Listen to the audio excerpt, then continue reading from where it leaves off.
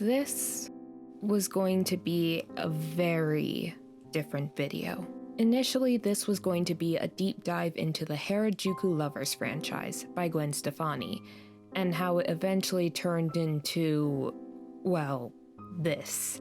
But as I began my research, I stumbled across the Allure article that dove into Gwen's feelings about the Harajuku Lovers franchise, and it completely slaughtered the first idea.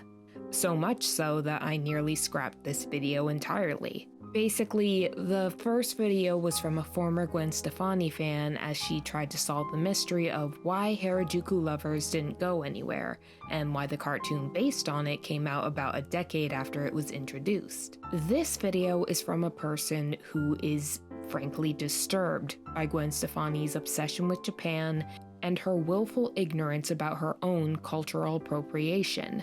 So yeah, we're gonna be getting into some heavy stuff. If you want to see my discussion of QQ Harajuku, please skip to this time, because the first half of this video is going to be about me covering all of the controversies and, well, weird stuff that Gwen has done revolving around Japan. Regardless of which option you choose, I genuinely hope you enjoy this video. So, to start with my own history, my parents were the ones to introduce me to the band No Doubt, often playing their music in the car as we went on various trips and outings. And when Gwen's solo album, Love, Angel, Music Baby, released, it was the first album that I wanted for myself, and I listened to it non-stop. Next to The Duchess by Fergie, but between the two, Gwen was my favorite, and I even wanted things like those little perfume bottles shaped like her characters, and I even got one for Christmas. I really looked up to Gwen and really loved her albums, to the point where I got the next album, The Sweet Escape. Between the two, I liked Love, Angel, Music Baby better, and when it came to the show that spawned from the Harajuku Lovers franchise, well, if it had come out in 2004, or any time around when Harajuku Lovers was a big franchise, with clothing lines and everything, I feel like it could have been a success. But it came out when I was in my sophomore year of college. And by that point in time, I was more interested in sophisticated media, like Five Nights at Freddy's. I had no time for QQ Harajuku. So when I was looking into Harajuku Lovers, I knew that I'd have to research the more controversial aspects of Gwen's history, most notably of her portrayal of the Harajuku girls. At the time, I had enough goodwill towards Gwen that I was willing to give her the benefit of the doubt. But when I read the Allure article, it was a slap in the face, alongside this video by Cybergirl, and it's basically become the inspiration for this half of the video. I'm going to be summarizing a lot of points so as to not completely parrot Cybergirl's video, which will be in the description, but the gist of this segment is that Gwen Stefani's portrayal of Japanese culture is not just appropriation, but weirdly possessive as well. But first, let's start with the basics. The album Love, Angel, Music Baby, or LAM for short, has references to Japan and Japanese words scattered throughout. The song Rich Girl and Harajuku Girls make the most overt references. But even in Rich Girl, there's something weird about how she describes the idea of the Harajuku girls.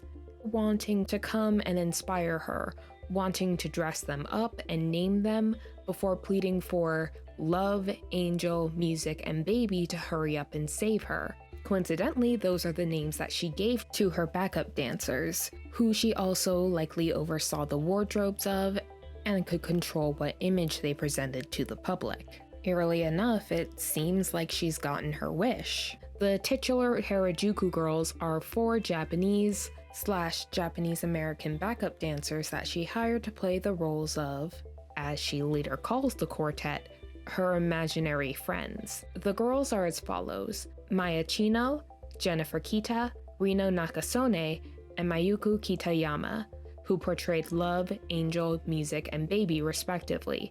And while they reported to have nothing but positive experience working with Gwen, some even going on to cameo in later music videos, And I learned through Cybergirl's video that all of them went on to have successful careers in their own right. The concept itself received a lot of criticism, even back then, the most notable of which came from comedian Margaret Cho, who criticized Gwen for reinforcing negative stereotypes of Asian women, and even called the Harajuku girls a minstrel show. Another woman, writer Mihi An, was quoted as saying, "Stefani has taken the idea of Japanese street fashion and turned these women into modern-day geishas." And based on their public portrayals, which were limited to shadowing Gwen in music videos, dancing, looking pretty, and okay, I couldn't find anything confirming this, but there were rumors that the women were either told not to speak at all or were only allowed to speak Japanese. There were interviews with each girl where they talked about their dance backgrounds and how it felt being a part of the group, but it was just short little 3 to 4 minute clips. And I found this interview from 2004, and the girls are just sitting there, dolled up and looking really bored while Gwen primarily speaks. And I watched the whole thing. There isn't really a moment where the girls are mentioned, and it was just unsettling watching these 4 Asian women just sit there looking like living dolls. It really enforces the idea that these women are more props than they are people. So I can understand the criticism. When it comes to the Allure article, well, the fact that the title is called Gwen Stefani, quote, "I said, my God, I'm Japanese." I know it sounds like clickbait, but no, I read the article by Jessa Marie Calaor, which is written with a level of disbelief and caution, almost as if she's trying to give Gwen the benefit of the doubt, even as Gwen asserts that she's Japanese twice, not just in front of Jessa, but the social media associate for Allure. And she continues on with her philosophy that, quote, "If we didn't buy and sell and trade our cultures in, we wouldn't have so much beauty, you know?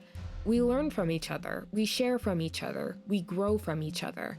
And all these rules are just dividing us more and more." And Jessa writes that, quote, "We were left questioning what we had heard. Maybe she misspoke? Again and again?" During our interview, Stefani asserted twice that she was Japanese, and once that she was, quote, "a little bit of an Orange County girl, a little bit of a Japanese girl, a little bit of an English girl. Surely she didn't mean it literally, or she didn't know what she was saying?" Unquote. And it doesn't help that a representative for Gwen later reached out and said that Jessa misunderstood what she was trying to say, but when given the opportunity for a follow-up interview or a statement better explaining herself, the representative declined to provide one. So, with nothing further from Gwen to work with, the article proceeds to delve into Jessa's feelings about this whole thing and how it unsettled her. And she states that while she didn't feel like Gwen was malicious in her statements, not openly at least, it doesn't take malice alone to cause potential harm. And that's where we get into the cultural appropriation. Now, I feel like this term has been watered down and diluted, so just to make sure we're all on the same page, I'm going to give the official definition. Cultural appropriation: the unacknowledged or inappropriate adoption of the customs, practices, ideas, etc. of one people or society by members of another and typically more dominant people or society.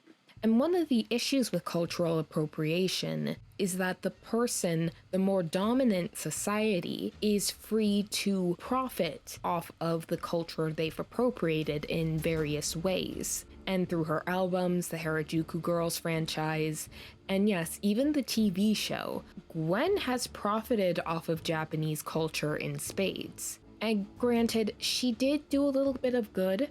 She's donated some proceeds to help with the tsunami and earthquake that hit Japan in 2011, but I think we should take a look at the contents of the franchise itself, because it really doesn't do Harajuku any type of service. And if you aren't aware, Harajuku is a district in Japan that's sort of like a mecca for various types of street fashion.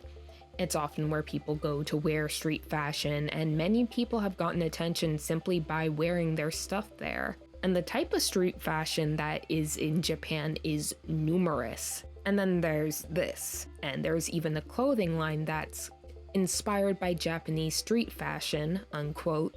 And while doing all this research, I came to realize something, that despite claiming to love Japanese fashion and their wicked style, as Gwen calls it in her songs, she never describes what she loves about it. She never names the street fashion she likes, while in comparison, I love and wear Lolita, Mori Girl, and Himekaji. And even in the children's clothing line, Gwen just says it's inspired by Japan, but not any street fashions. And to me, I started getting the impression that it's not the fashion that Gwen loves. It's not even Japan that she loves. It's the idea of Japan that she sees in her mind when she looks at it. And if she's had any hand in the artistic direction of QQ Harajuku, which, as both the showrunner and the main producer, who has 2 self-inserts in the show, she definitely does,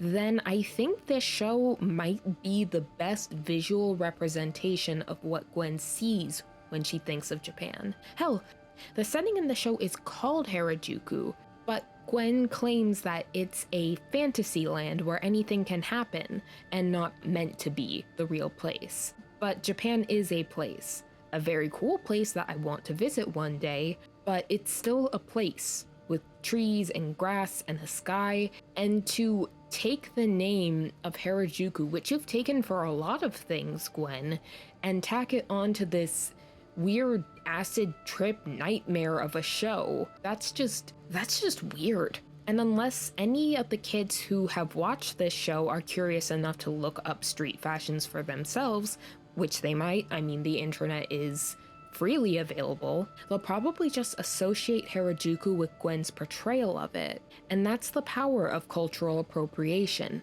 The person who appropriates holds all the cards and can interpret and express what they've seen in any way they want. And in the face of all this information, the cultural appropriation accusations seem a lot more valid, don't they? And when it comes to actually supporting Japanese communities, aside from the earthquake, Gwen's been pretty quiet, even during the uptick of hatred and racism towards Asian people during the 2020s. But I'm not surprised. Unlike Jessa, who has to deal with being called racial slurs, fearing for the safety of her loved ones, and raging when they've been attacked, primarily for their race, Gwen doesn't have to worry about any of that. No matter how much she dresses herself up, she's still a white woman at the end of it, and she can pick and choose when she wants to take bits of Asian culture for herself. To quote Angela Nguyen, a psychotherapist that Jessa interviewed for this article,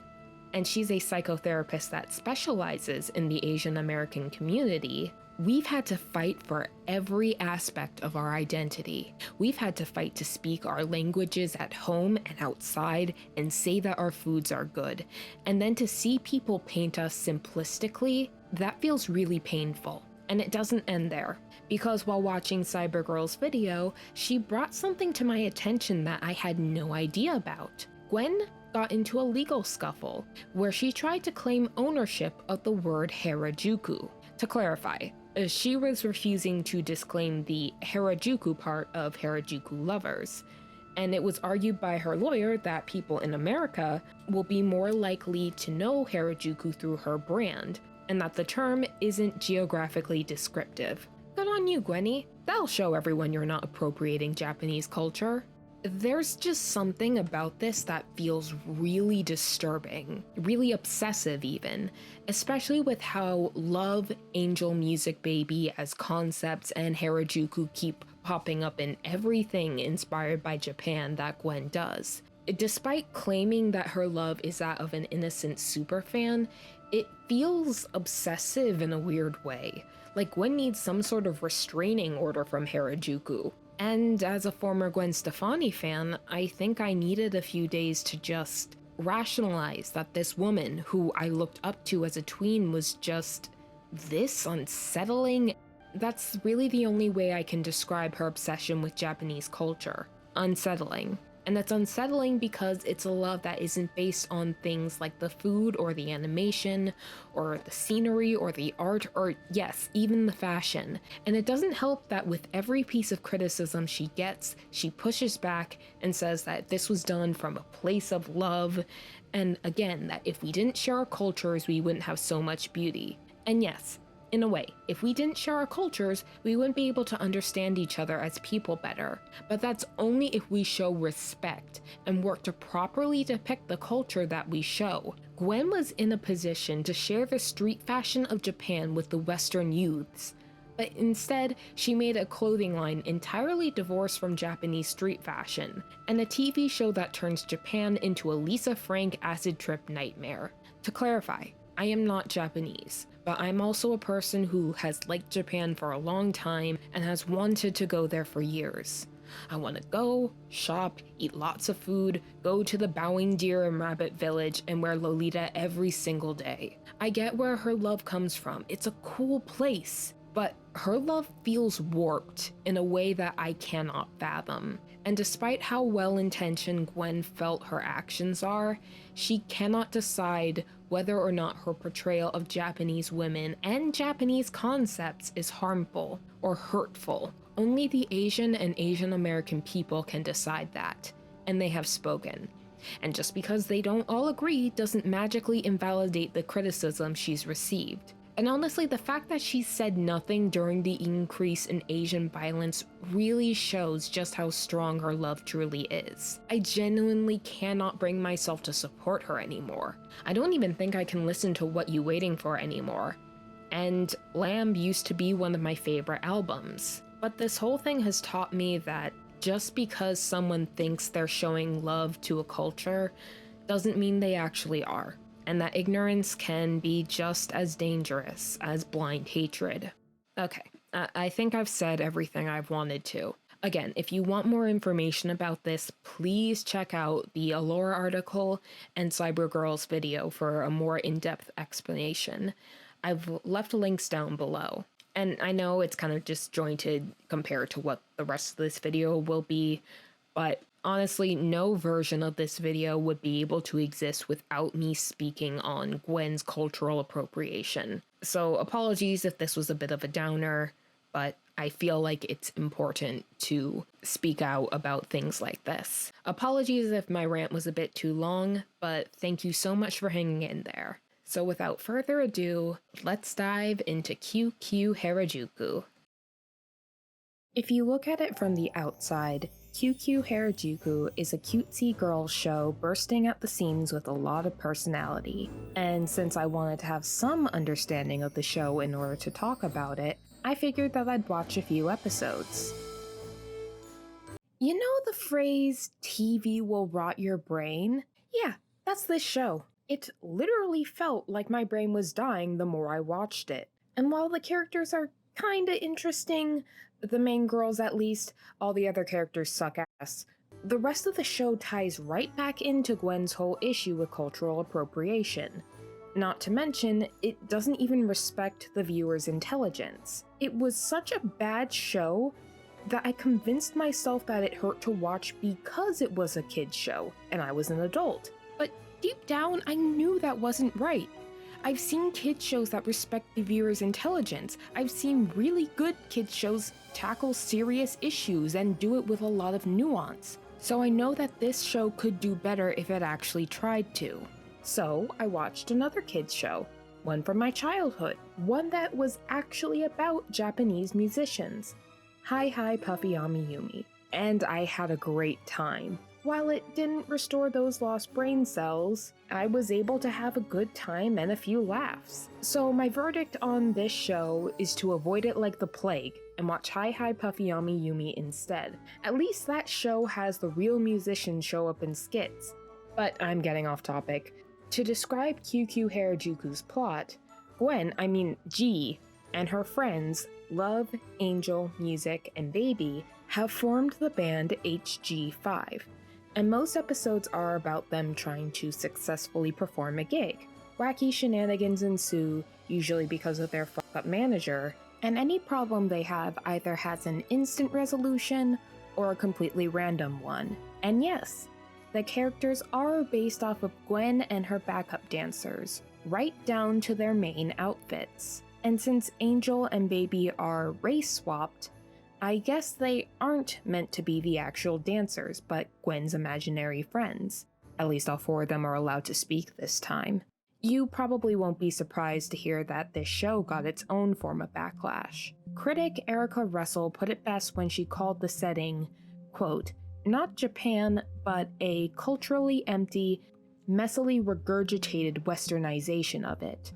It's a whitewashed, kawaii fairy tale," unquote. Another critic, Teresa Giussino, pointed out, quote, "I noticed that the Harajuku girls are all different colors. Points for diversity, I guess, except that it seems that they appropriated Japanese culture only to just about erase it from this series. And to bring us to how this show represents Harajuku and Japanese fashion, it doesn't, at least not intentionally. And there's really no excuse this time, because this show is set in a world called Harajuku, but it's meant to be a fantasy land, according to Gwen. So another point against this show is that, despite featuring a lot of fashion, hardly any of it resembles the actual Japanese street fashion. And I'm just gonna name a few of the more popular styles and then show you the fashion that we do get in this show. There's Visual K, Kogal, Dolly K, Mori Girl, Cult Party K, and more that never got put into this show. Compared to that, I mean, we get stuff like this. Yeah, it really screams Japan, doesn't it? I mean, this feels more like faux Japanese fashion vomit. From the episodes I saw, only rarely did they seem to show authentic fashion. And yes, you could argue that since this is a kids show, their goal isn't to educate about fashion. But if Gwen loved the Wicked style so much and wants to bring cultures together, or however the hell she describes it, this show could have been the way to do it. And again, I've only seen like 5 to 7 episodes and I've scrolled through their wiki. Compared to that, there's 3 seasons worth of content, but given Gwen's track record, I doubt she cares enough to properly research Japanese street fashion and depict it in her cartoon. Still, sometimes there's unintentionally good representation. For example, Love's outfit here is a really good Lolita coordinate. The theme and colors blend well, the shape and the length of her JSK are good, the glasses might be a bit much, but even so, I could see someone wearing this cord to a meetup and not get awkward looks. And this character is wearing dark Decora fashion. The clips and the colors are appropriately monochromatic, with spooky decorations thrown in, and her outfit feels cluttered, but in a cohesive way. That's both good representation of Decora and one of its substyles. Sucks that she's an antagonist, but However, when it comes to the fashion on the show in general, it's random and brightly colored with lots of ruffles and bows. And when it comes to the characters, they often tend to just throw the girls in whatever, even though each girl has her own specific thing that she likes to wear. Of course, for G, her favorite thing is her signature red lipstick, which, coincidentally, is something that Gwen is famous for. But in the episodes I watched, all 5 girls often wear these cluttered and clashing outfits that don't mesh with each other performance-wise or show off their personalities. This feels especially weird in Music's case, as she apparently prefers black and darker colors, even though she only wears gothic clothes once from what I've seen. Otherwise they're dressed in those school uniforms, with Gwen wearing the only unique outfit. And these uniforms are what the Harajuku girls wore on the Love Angel Music Baby tour. So it's a direct and constant reference to the group that Gwen is infamous for, proudly touted around on the show. And of course there was a doll line, because this show was part of Mattel, and there were equally baffling choices. This sushi dress feels very, well, ugh. You would think that a girls' show focusing on fashion, music, and friendship would have some depth to it, but no, it's junk food. It's junk food for the brain laced with cyanide. But if I have to give credit where it's due, it's to the voice actors, especially for the main girls. They really gave their characters charm and personality. Baby was my favorite out of the bunch. She is a cutesy character, but her voice actress did a good job of making her seem so genuine in her sweetness. Even her emoji-based exclamations felt charming. And despite my initial impression, music did the sarcastic, tough girl bit really well without being too mean. Again, this is only based on a few episodes, but still, I liked her. Love and Angel were fine, but they didn't really stand out to me. Gwen's insert was fine too. She had a little bit more personality, and of course a lot more screen time. She had that kind, reliable leader persona, and her voice actress did a fine enough job. I'm not sure how much of that characterization was influenced by the real Gwen. I mean, she isn't mentioned having any writing credits, but you know she had some say in this at least. Real Gwen also sung the theme song for this show, which isn't good. Go listen to it for yourself if you don't believe me. Apologies in advance. So, finally, let's get to the redesigns, or makeovers, I guess. Since I'm not going to be doing anything too drastic to each girl in terms of their hair, skin tone, body shape, etc., it's mainly just the outfits. The theme, of course, is to put them in a specific type of Japanese street fashion. Granted, two of them will be Lolita and Decora, but the deciding factor in what style I chose was based on whether or not it would fit the character assigned to it. G will not be getting one. So without further ado, let's dive in.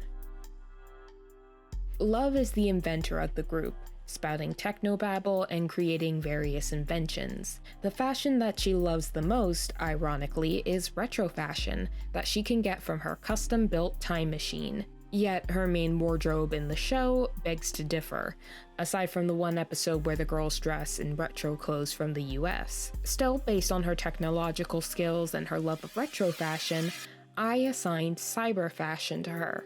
Cyber fashion is a street style that emerged in the 90s and was based off of the Japanese cyberpunk culture from the 80s. Cyber fashion, I guess, is meant to be the brighter and bubblier version of cyberpunk, being both retro and futuristic and featuring shiny, artificial-looking, and/or baggy and utilitarian-style clothing. It also features fluorescent accessories along with references to gamer culture, like fancy headphones. Hair can be natural or colorful, but often you'll see natural hair paired with colorful hair streaks.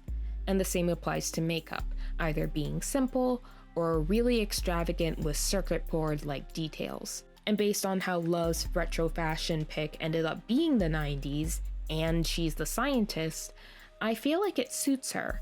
It's the best of both worlds, and given the chance to redesign her character, I feel like she'd be the type to want to learn from the mistakes of the past to build a brighter future. In terms of battle, because in a redesigned show, I would make all the girls kick ass to some degree.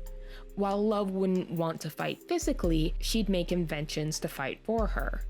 While I was coloring this, I was finally able to use a tip that I've saved on Instagram. This quick holographic effect by Wella Lee, and I used it for the majority of her clothing to get that shiny and artificial look. If you're curious on how to make it yourself, simply duplicate the layer, invert it, set the blending mode to hard mix, and then Gaussian blur it until it's just right. Then you can add highlights, erase what you don't like, and voila! I also included a red streak in her hair, which better shows off her heart shape. If you look closely at her original design, her two biggest buns are meant to resemble a heart, so I wanted to make that more recognizable. With that, Love is complete. Now onto Angel. Angel's meant to be the fashionista of the group. She's bright and cheerful, always designing outfits and staying up to date with the latest fashion trends. But she'll also have moments where she likes to innovate, such as making super tall platform shoes. She's also the type to cheer up her friends when they're sad. In her bio, she loves accessories, as much and as many things as possible. Because of this, I had no choice but to give her Decora.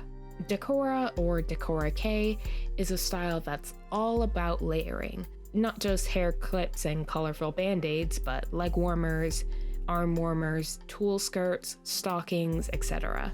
It also has elements of 80s or 90s cartoons on shirts and incorporates facial stickers and bright makeup. Like with a lot of Japanese street fashion, there are variants known as substyles, and for the case of Decora fashion, there's 5. There's Cyber Decora, which I'm sure is self-explanatory, Oshi Decora, which revolves around using a favorite character or show as the basis for your outfit, Hadeko, which is focused on rainbows, and Dark Decora, which is focused on monochrome and horror elements, as I mentioned earlier. But for Angel, we're going with Classic Decora. It's a bright and cutesy style that fits well with her bright and cheery personality. You know how I said in my video on Elise how drill curls were the bane of my existence? I lied. I must have gone for such a long time without drawing them that I forgot that it's actually braids. I had so much trouble drawing them on her, as I'm sure you've seen. I even had to find a few tutorials in order to draw them. I'm not fully satisfied with how they look, but perfect is the enemy of done, so I'll deal. Anyway, I wanted to incorporate stars and sewing gear in her outfit to show off her role as the group seamstress. She has a little fanny pack with a tiny, biblically accurate angel on it, and a leg pouch which contains gear for quick touch-ups. Her goal, if I were to rewrite her, would be to become a famous fashion designer, and her secondary goal alongside that is to help everyone be happy while wearing clothes that shows who they truly are. Also, in terms of fighting, if you're an enemy, do not trust that sweet face of hers. She's not just quick with her needlework when it comes to sewing. For the color scheme, I looked up Decora color palettes, and the one I settled on was pretty complimentary. With a few tweaks here and there, I also included the blue and yellow from her base design.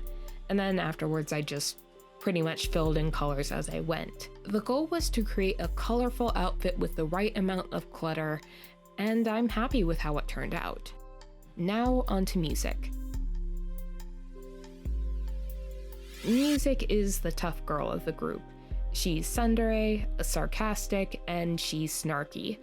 To put it plainly, she's discount Yumi. Based on her bio, she's interested in sports and self-defense. She even teaches karate to kids, even though she also supposedly hates them and calls them little monsters. She's also the type to jump into action, or she would be if this was a show that allowed a girl to throw a punch. Believe it or not, the girls once tried to solve a conflict by making cute poses at an antagonist. Seriously, don't know how that was supposed to help them. Anyway, I'm not sure if she's actually seen kicking ass in future episodes, but at least she knows how.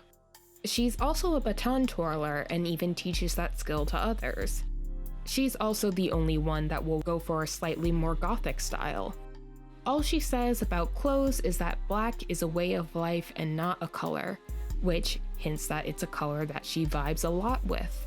I mean, I could say the same about pink, and it's my favorite color. So I picked a substyle that incorporates a lot of black, but is easy to move and fight in. And thus, I discovered Peeps. Peeps, short for people, is a sporty goth street fashion, centering around black as a base color with a brighter accent color thrown in, often purple. It includes animal prints, checkered prints, and a sense of false layering. Overall, the goal is for it to be sporty first and goth second, which is why fishnets often take a back seat to gym socks. Peeps also has no substyles, which sucks because I think this has potential for a lot. But yeah, Peeps was made for music, and I chose to make her design a bit more muscular to reflect her more athletic personality. And while I did struggle on the type of outfit to design for her, I feel like the end results were well worth the struggle. And for my rewrite, I'm going to keep her tsundere personality, but give it a bit more depth. I like the idea of her teaching self-defense to children and having big sister tendencies. However, she has a tough time allowing herself to get close to others, and often locks them out or gives dual signals. Maybe she grew up so accustomed to loss that she has a tough time getting close to people. But she wants to protect and teach others to protect themselves so that they don't lose what she has. But yeah, with that morbid note, music is complete, and we have one left. Baby.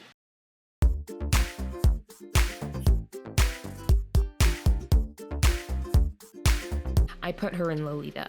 And okay, yes, I acknowledge the weirdness that comes from putting a character literally named Baby in Lolita fashion, but in my defense,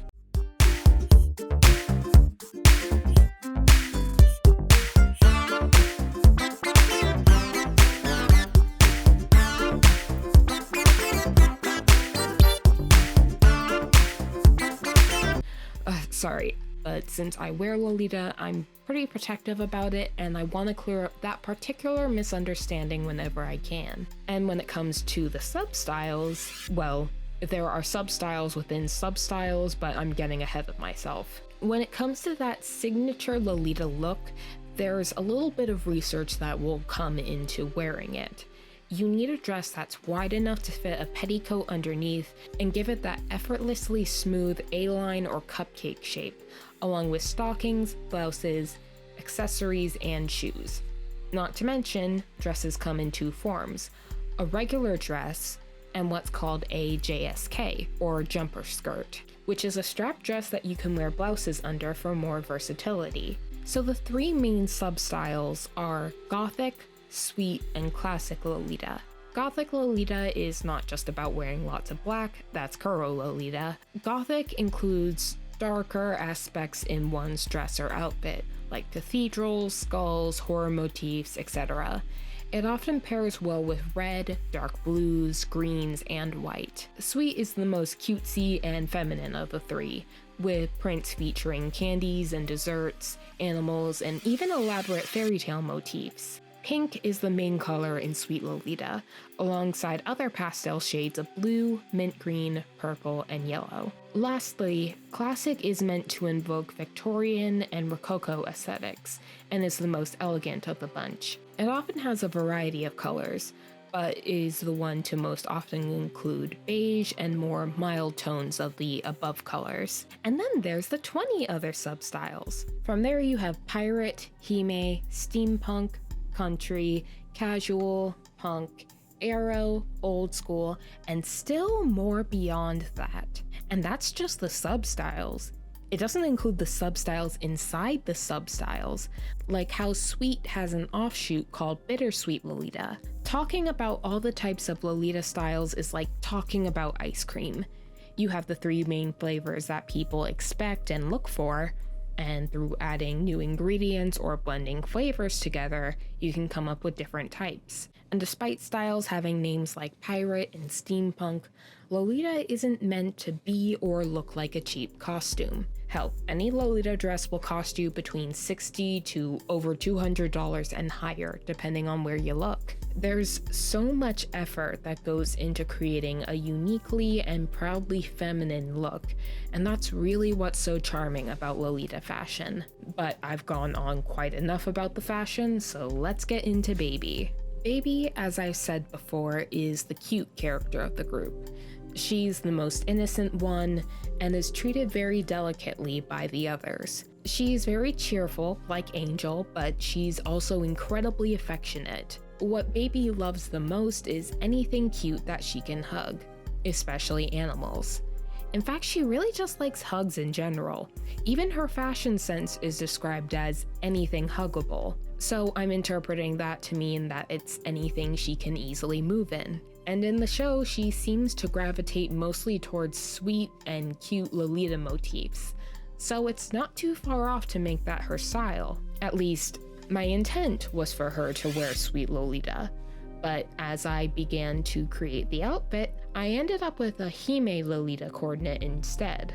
Hime, or Princess Lolita, is about wearing an elaborate outfit that invokes the vibes of a fairy tale princess. It's a sub-style in its own right, but it's often tied with Sweet Lolita. And what I ended up with was a Cinderella-style dress with a more elaborate print at the bottom, and a little pumpkin bag. It took a lot to bring this together, but it turned out really great. As for my rewrite, Baby is enthusiastic about not just cute things, but animal rights. She loves animals, hates when they're hurt, and honestly, seeing animals being mistreated is her berserk button. She will use her cute bag to knock your teeth out with no hesitation before adopting your animal and coldly bidding you a good day. So I think in that sense, she'd be the most dangerous next to the others, because she looks like she's the least likely to kick some ass. And with that, all of the girls have been redone. Again, it's a shame that QQ Harajuku and, well, everything Harajuku Lovers related ended up so hollow and low-key sinister, especially since the real Harajuku is just so vibrant and has been the birthplace of so many amazing outfits. But I'm keeping my fingers crossed that this might be the end of the franchise. There's no word about what Gwen might do with Harajuku Lovers next, and since she's more focused on being a trad wife, this might be a good thing. Nostalgia is a powerful force. It tends things to be far more rosy and innocent than they really are. But overcoming that nostalgia to face reality, no matter how painful, is important. It keeps you from losing track of your values. If this video by Matt Bernstein is anything to go by, then she's never been honest about her image. Truth be told, it's hard to want a person like that to succeed. Anyway, let me know what you thought about this video, which redesign you like the best, if you want to wear any of the street fashions that I talked about, and what your history with Gwen Stefani is. With that, I'll see you guys in the next one.